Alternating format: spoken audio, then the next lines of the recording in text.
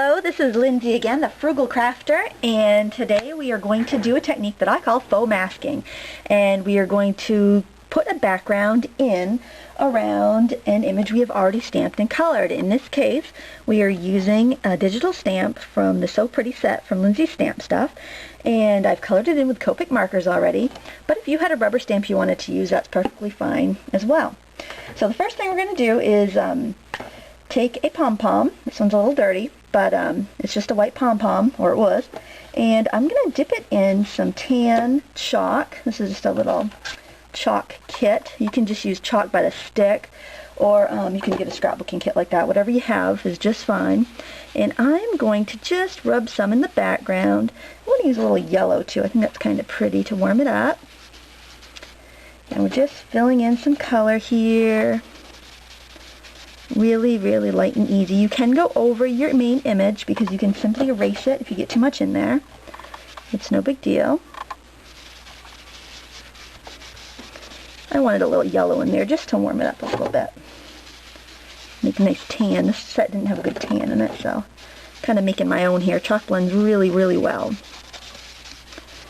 If you do make a mistake and get too much on your focal image, simply use an eraser and wipe it out. I like to use a white plastic eraser. That works really well.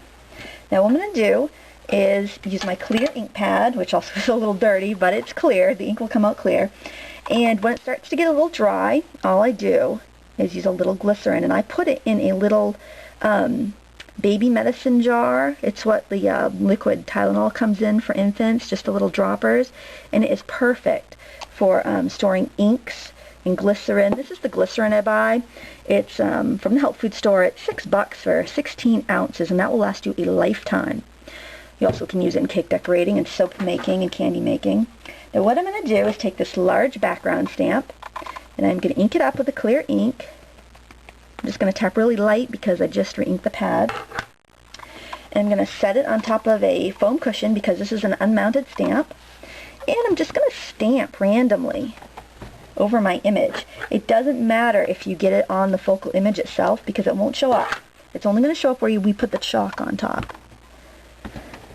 Alright, I'm going to give it a little, you can see where it's a little bit shiny. I don't know if you can see on camera, but it's a little shiny where the glycerin is. Now, what you want to do is take your brown and just dab it. Dab it where you want your background. If you dab it on top of the pincushion part itself, that will show up. The where you stamped will show up. But since the ink is clear, it's not going to show up unless you dab it with the chalk. Glycerin is so handy to have in the craft room. You can use it to re-ink your blender pens. You can use it to revive a dried up pigment ink pad.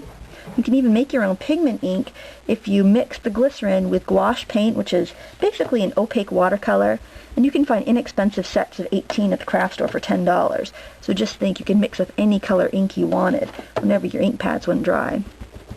Which is really great if you can't find the re-inkers. I live in a small town and it's very hard to find re-inkers unless I want to order them online, and even then sometimes they're hard to find. Okay, I think this is pretty. I'm just going to pick up some more ink and rub it in so I get it a little bit darker.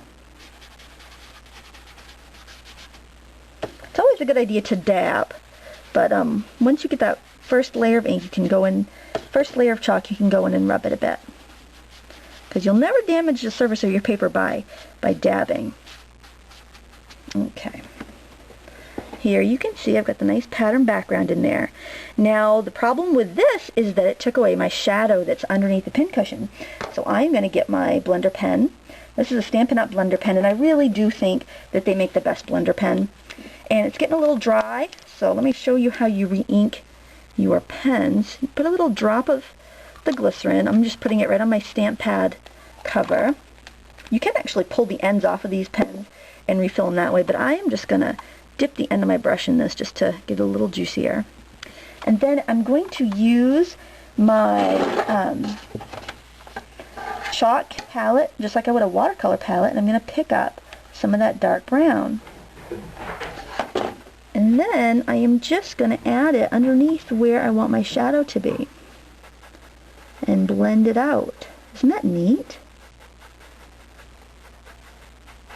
You want to put the darkest color right underneath the pin cushion where it be the darkest shadow, and then you can just blend it out.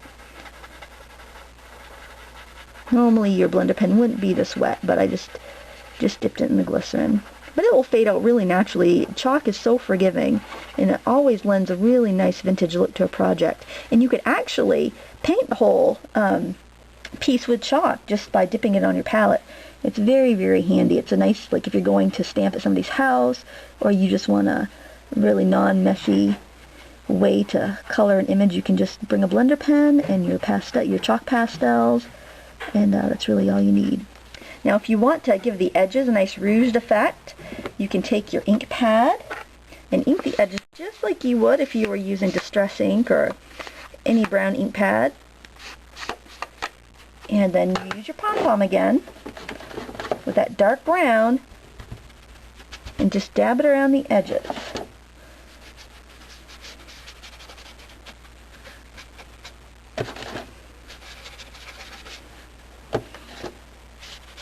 You can also do that with your blender pen if you wanted to draw a line along the edges. You could do that.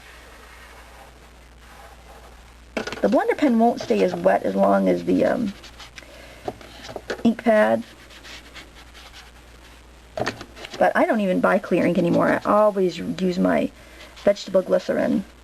Alright, there you go. Isn't that pretty? It's very vintage looking, and it's so easy. So don't be afraid to put backgrounds in around your stamped images.